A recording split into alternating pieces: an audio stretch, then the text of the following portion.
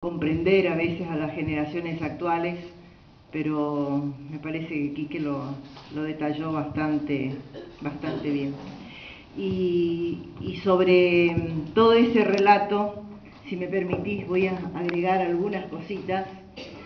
El Quique permanentemente mencionaba, la organización de las ligas y el respaldo de las movilizaciones, tirando números de lo que significaban en esa época reunir 4.000, 5.000 o más de campesinos en estas movilizaciones.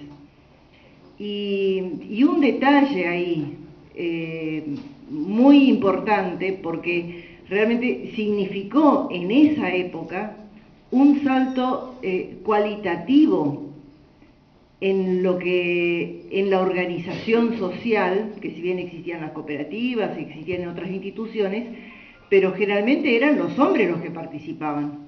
Fueron las ligas agrarias y previamente ya en el movimiento rural, en los grupos rurales, donde incursiona en los grupos rurales la participación de los jóvenes y las jóvenes rurales. O sea, en estos grupos rurales había una participación igualitaria de las chicas y de los varones en esa organización grupal, organizando fogones, organizando encuestas en la comunidad, organizando partidos de fútbol. Entonces ahí ya hubo una incursión de la participación de las mujeres. Y después esto se traslada también a las ligas agrarias. En las ligas agrarias participan toda la familia. Entonces no se iba el productor a la movilización, se iba el productor, la esposa, los hijos, las hijas, toda la familia se iban a las movilizaciones. Y esto fue una característica, una impronta que surge a partir de las ligas agrarias. ¿Es así o no, Quique? Bueno, y más internamente también se da esta lucha por la participación de la mujer en lo que fue el grupo conductor o la comisión central, o no me acuerdo bien cómo se llamaba, de las ligas, donde habían hombres y habían mujeres. Y se empezaron a organizar reuniones paralelas. Me voy a tal colonia a hacer la reunión con las mujeres. Y nos decían los hombres, ¿y qué se van a reunir las mujeres? ¿No les alcanza con la reunión de la colonia? ¿No es lo mismo que la reunión? Y no era lo mismo. No era lo mismo porque las mujeres siempre tienen temas aparte, temas con un enfoque, con una mirada distinta, con problemáticas internas también, que necesitaban de estas reuniones de igual a igual. Estábamos viviendo con Remo, que nos habíamos casado en el año 73, Remo es del norte de Santa Fe y yo soy de la provincia de Misiones. ¿Y por qué nos venimos a meter acá, en la provincia del Chaco? Decidimos venir a vivir a Sáenz Peña, pero yo ya hacía 1 año y medio antes que estaba viviendo en Sáenz Peña y compartíamos con Susana Barberena, una técnica que era de la provincia de Buenos Aires, del movimiento rural, que cuando surgen las ligas agrarias del Chaco, ella viene también acá para apoyar todo este trabajo. Y Susana Barberena era una compañera que peleaba y que trabajaba mucho este tema de la participación de la mujer. La participación de la mujer no solamente con su presencia en las reuniones, sino con posibilidad de hacer sus planteamientos, de trabajar por sus reivindicaciones y de incorporar a la familia y a las mujeres a esta lucha. Pero bueno, esas son las historias, o sea que también en esto las ligas chaqueñas de alguna manera irrumpieron en forma adelantada con la transformación de la inserción de la mujer en la sociedad. Bueno, y nosotros estábamos más en el movimiento rural, como Quique dijo antes, remó en la coordinación regional del movimiento rural. Yo estaba en un instituto de capacitación que el movimiento rural tenía en la provincia de Buenos Aires, que justamente en esos momentos finales de la dictadura ya de Lanuse, hacen el allanamiento de ese instituto, que es donde detienen a Coca Morello. Ese instituto se desmanteló y se empezaron a hacer los cursos de capacitación más en las provincias. Y acá se hicieron en Resistencia y ya direccionados hacia, en una primera etapa fue con los jóvenes del movimiento rural, de todas las provincias, que se reunían ahí en ese instituto. Después en las provincias, y como ya los movimientos campesinos hacían de alguna manera sus propias capacitaciones, entonces en el movimiento rural dice, hay un sector social que está como muy, que está más desprotegido y más descuidado, que era justamente los cosecheros del algodón, los que cosechaban, estas 20 familias que tenían a cargo cada productor para la cosecha, para la carpida, y que en épocas que no había carpida o cosecha, el trabajo del obraje o otras familias que estaban exclusivamente dedicadas al trabajo en los obrajes. Yo no sé esa realidad de los obrajes, hoy acá prácticamente debe haber casi desaparecido. Entonces cuando nos casamos y decidimos venir a vivir acá a Sáenz Peña, más que nada trabajábamos con ese sector.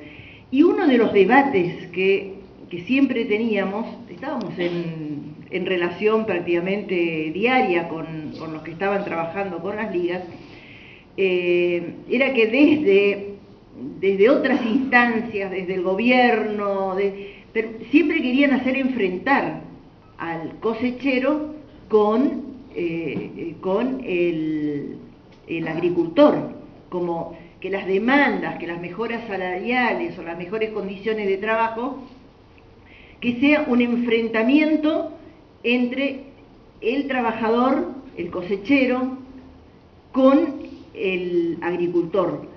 Y nosotros de eso teníamos claro, que no pasaba por ahí, había otras instancias económicas mucho más poderosas, mucho más fuertes, que querían ese enfrentamiento para debilitar este movimiento social de los campesinos y de los trabajadores rurales.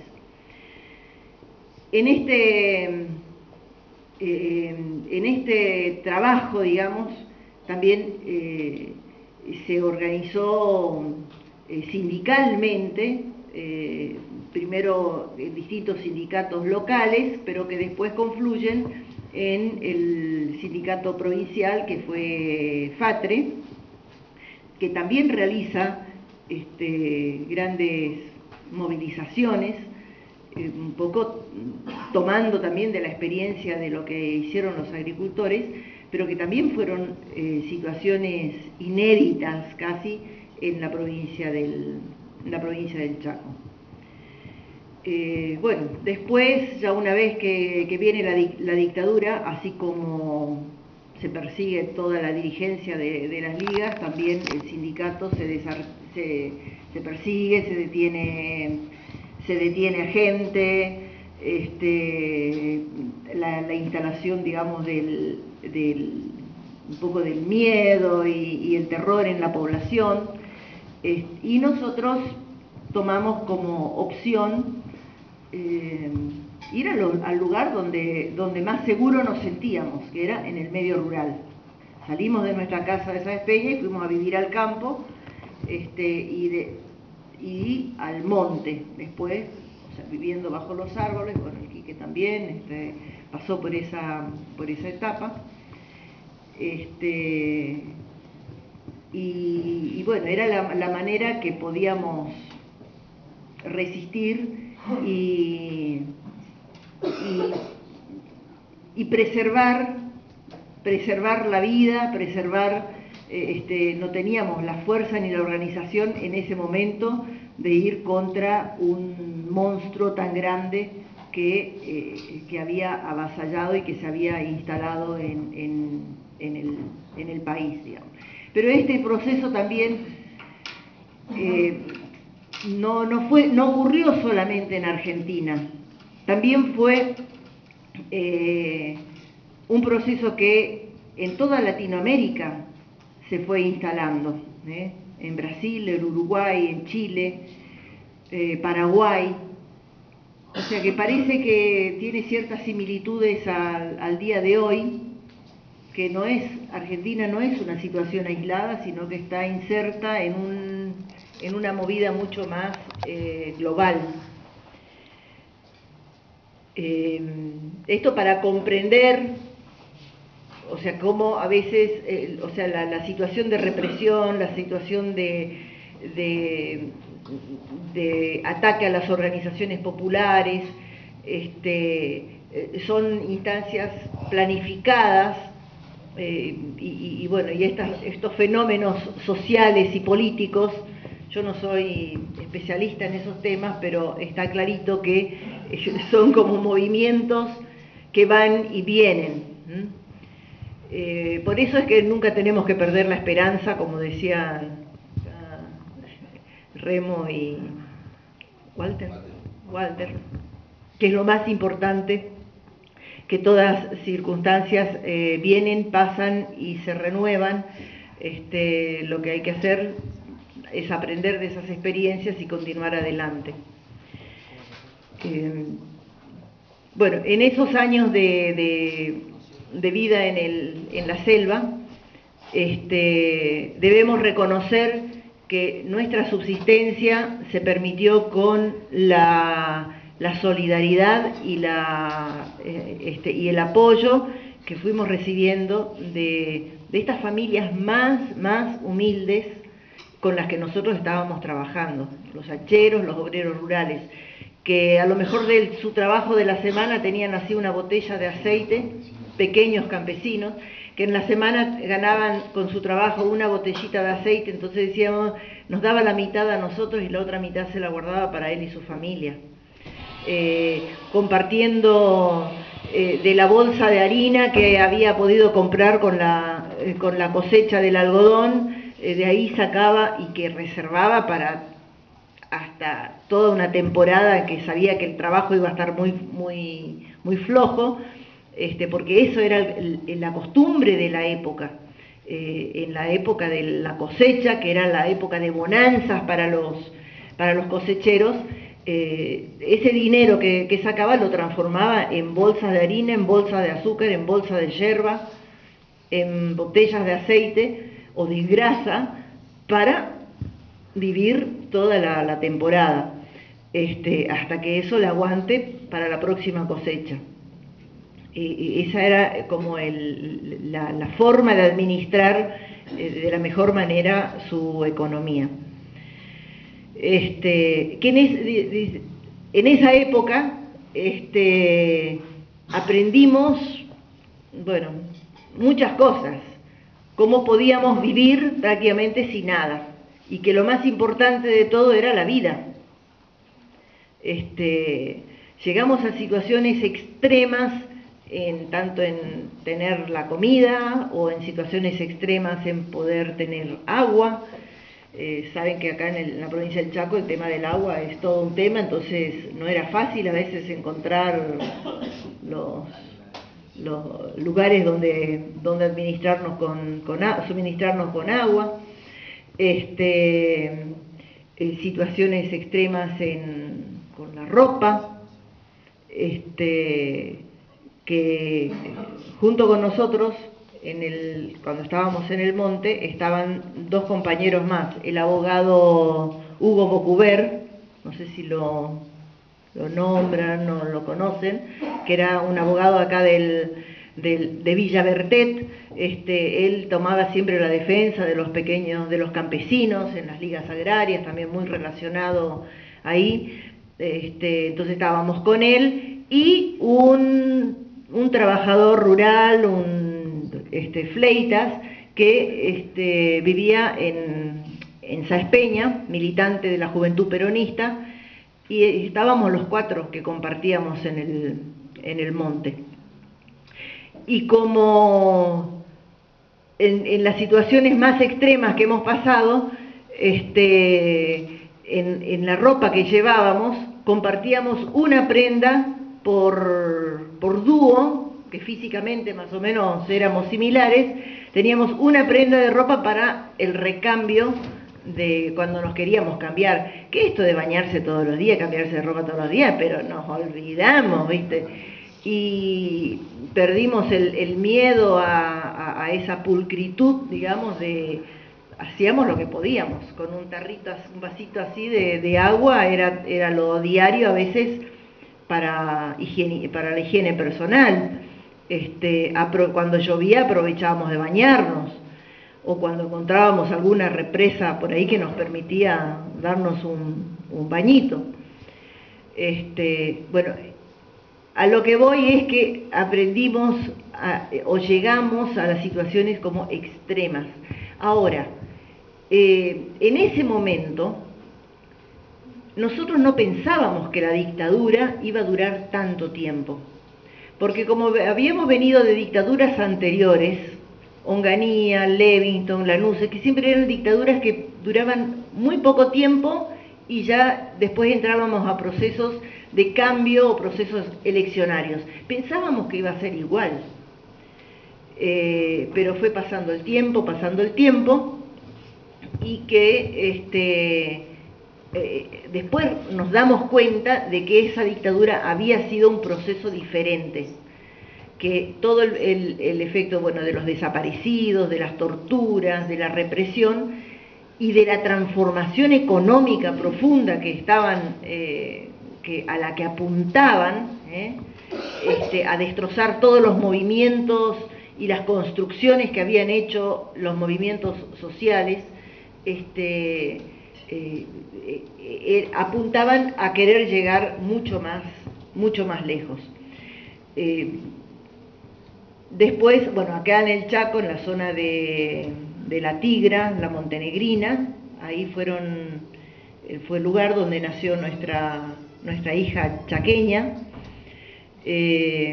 Después fuimos caminando hasta el norte de Santa Fe.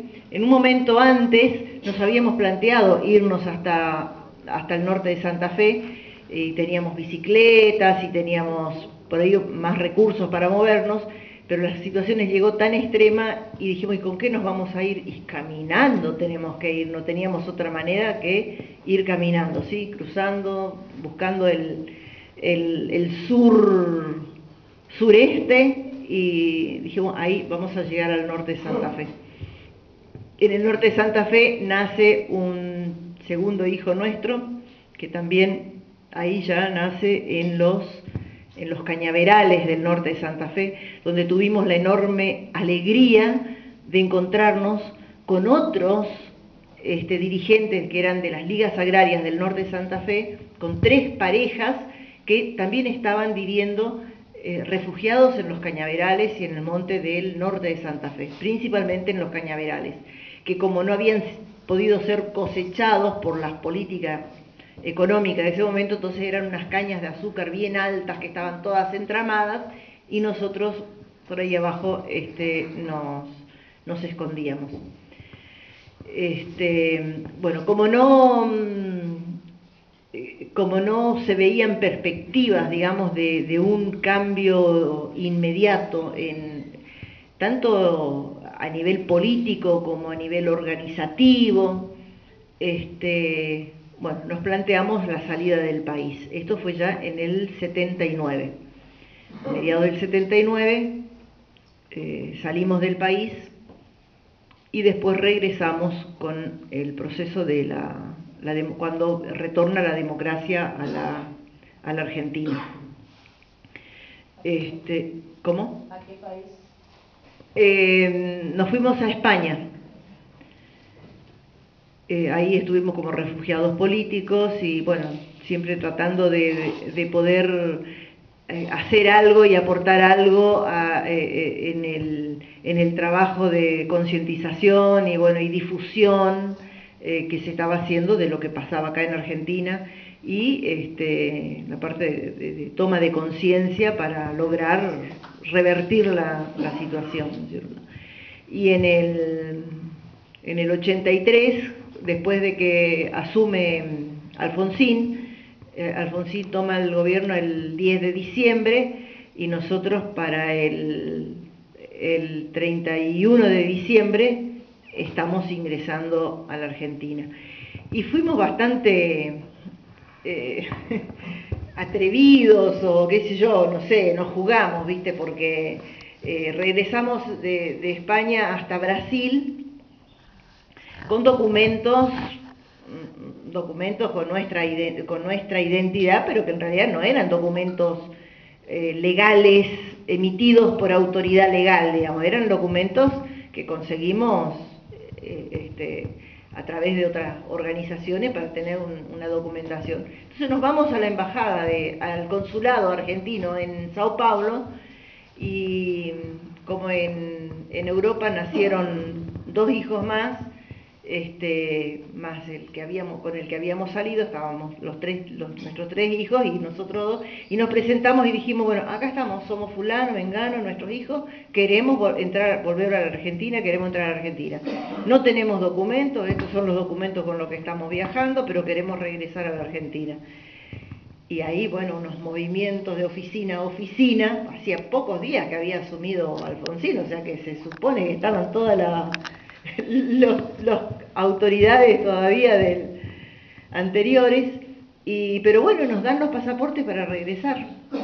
Y regresamos y acá nos encontramos con nuestra hija, la chaqueña, que había quedado, había sido llevada presa junto con el matrimonio campesino con el que nosotros la habíamos dejado, la familia de Bordón, de Bajo Hondo, y ella estuvo presa hasta los 2 años, que fue cuando se la entregan a nuestra familia.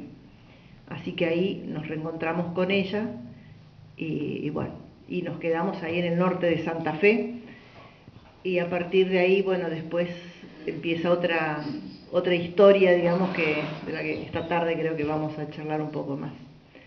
Bueno, no sé si esto a grandes rasgos, le voy a dejar un rato para la demo, que pueda completar el relato.